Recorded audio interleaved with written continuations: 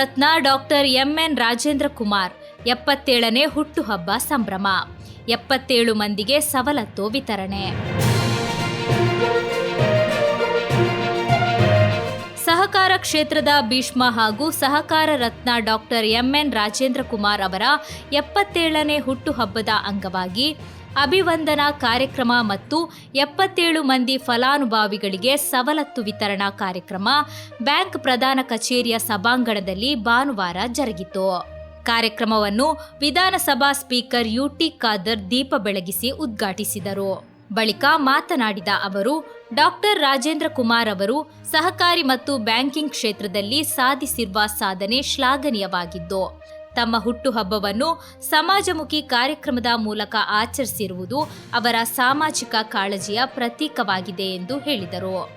ಮಾಜಿ ಮುಖ್ಯಮಂತ್ರಿ doctor M. Veerappa Moily ಅಭಿವಂದನಾ ಭಾಷಣ ಮಾಡಿ, ಡಾಕ್ಟರ್ ರಾಜೇಂದ್ರ ಕುಮಾರ್ ಅವರು ಸಹಕಾರಿ ಕ್ಷೇತ್ರದ ಧ್ರುವ ನಕ್ಷತ್ರವಾಗಿದ್ದು, ರೈತರ ಅಭಿವೃದ್ಧಿಗೆ ಮಹತ್ವದ ಕೊಡುಗೆ ನೀಡಿದ್ದಾರೆ ಎಂದು ಶ್ಲಾಘಿಸಿದರು.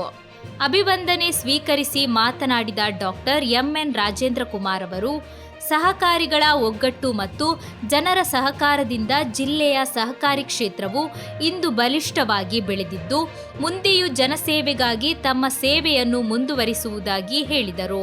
ಹಾಗಾಗಿ ನಮಗೆ ಎಲ್ಲ ಆಶೀರ್ವಾದ ಇರುವುದರಿಂದ ನಾವು ನೋಡಿ, ನಮ್ಮ ಜಿಲ್ಲಾ ಬ್ಯಾಂಕ್ ನಮ್ಮೆಲ್ಲ ಜಿಲ್ಲೆಯ ಕೃಷಿಕರ ಎಲ್ಲ ಬೇಕಾದ ಸಾಲವನ್ನು ವಿತರಿಸಿಕೊಂಡು ಕೈಗಾರಿಕೆಗಳಿಗೆ ಸಾಲ ನೀಡ್ತಾ ಇದ್ದೇವೆ.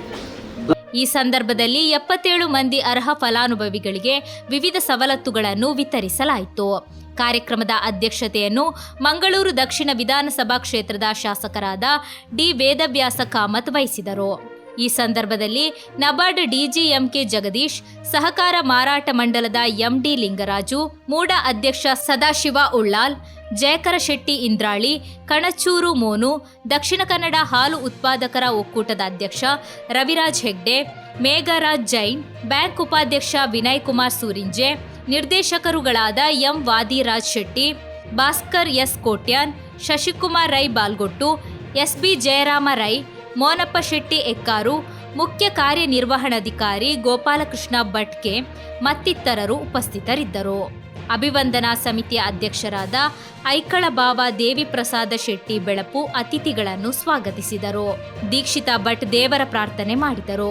ನಿತೇಶ್ ಎಕ್ಕಾರ್ ಕಾರ್ಯಕ್ರಮ ನಿರೂಪಿಸಿದರು.